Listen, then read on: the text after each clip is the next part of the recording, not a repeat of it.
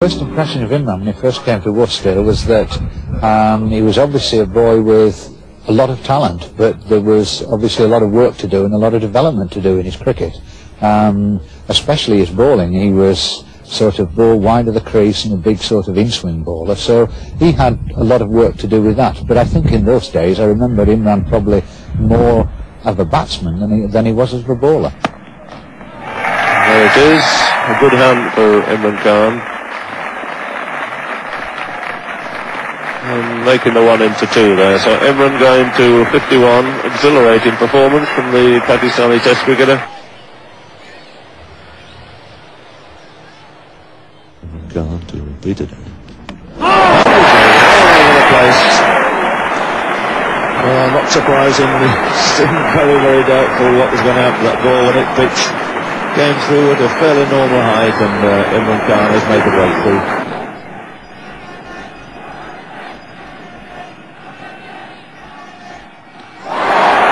That's it. Desperate effort to plonk another this time. Over the tap and boundary, sees the end of Ian Belford. A lot of cricketers simply walk into the dressing room, play their cricket and go home, and there's no sort of desire to sort of expand one's horizons. But I thought that Imran was pretty special in so much as he had a view on more than just cricket, on all sorts of aspects of life, and certainly at Sussex, where we'd had chaps in the past like Tiger Patordi and Dexter and exciting characters like that. It was good to have Imran with us as well. I think that the first 2 years or 3 years of county cricket can be extremely useful for anyone. I mean, anyone from outside England who wants to develop his game, here you get the perfect cricket education. But after the 2 or 3 years, I actually think that it starts doing you damage, because it's just not possible to maintain your enthusiasm for the game playing 7 days a week.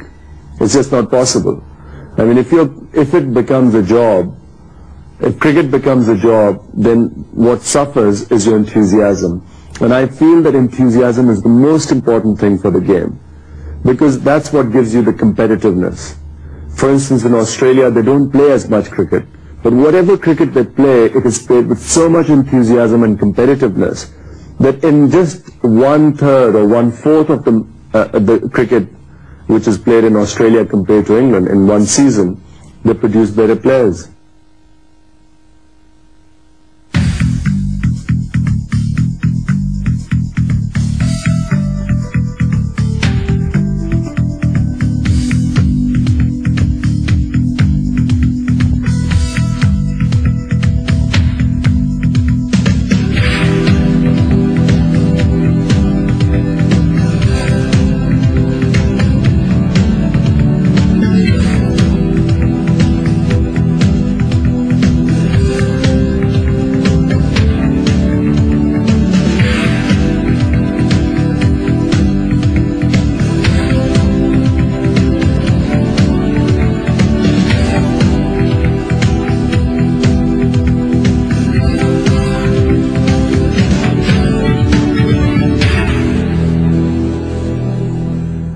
Physical training for me in the beginning was something that I had to do.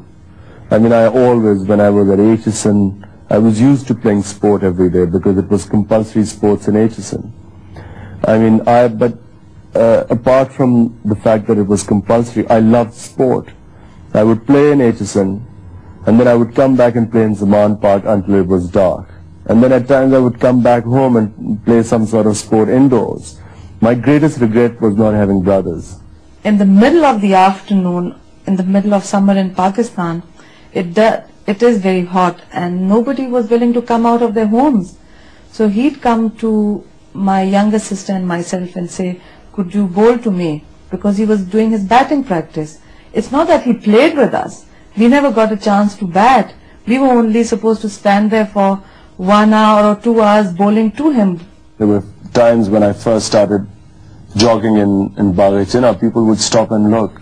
People would, they'd say things like, are you mad? Who's this mad man running? And all that sort of thing. But it was that training that helped me in my bowling.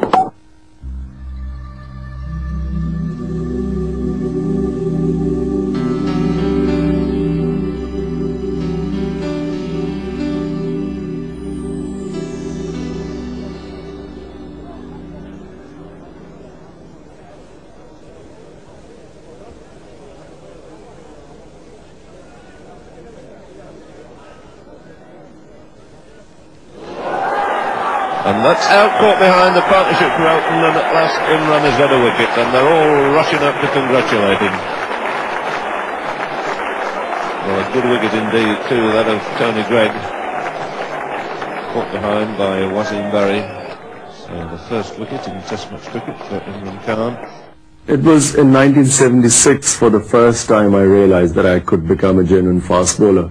Until then, Worcester used to discourage me from bowling fast. They always insisted that I should bowl line and length. They felt that I had more potential as a medium pacer. I don't think he honestly knew himself quite what potential he had.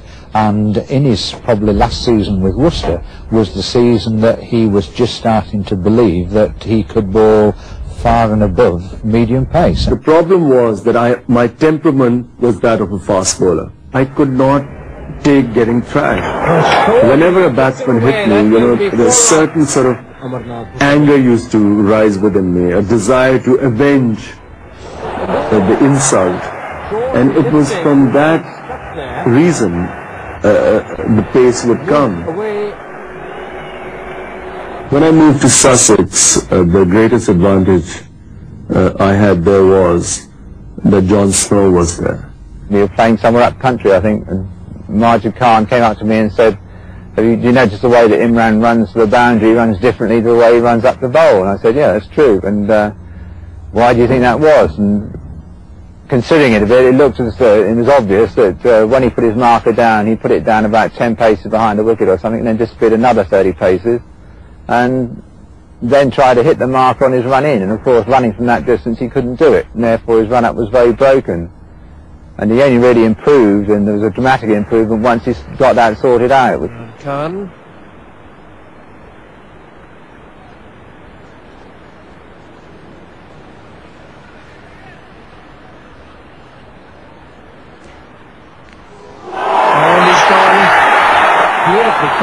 Like all great fast bowlers, Imran, every time you saw him, each tour that you saw him, he had something different in his armoury. He'd learnt a new delivery, and that's a sign of a fine fast bowler. Every time you play against them, he comes up with something new. The other thing that I knew about Imran from playing against him was that he had terrific fighting spirit. I remember playing against him at VFL Park in Melbourne, one of the early games under lights, and Imran came in and he bowled me a bouncer, and I pulled it away for 4. And as I ran down, I said to him, that's what happens to short pitched rubbish. And Imran just turned and he looked at me and he said, we'll see about that. And he went back, and the next one went flying straight past my ear.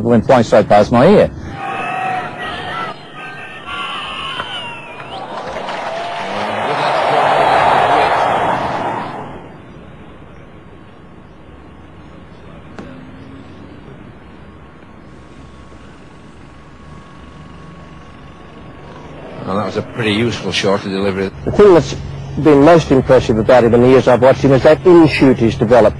And he can do it with the old ball as well. It's a matter of keeping the seam in the right position so that it doesn't scramble on the way down the pitch towards the batsman, and that the air can work on the side of the ball. And he keeps that seam perfectly aligned all the time.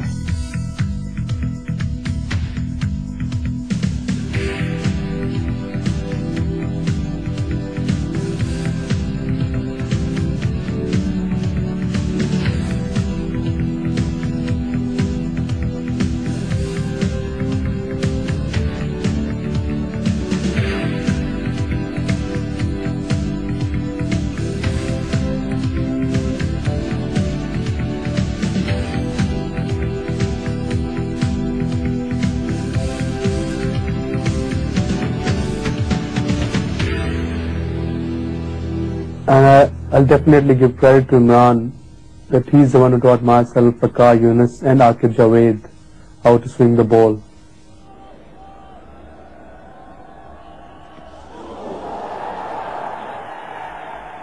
There have been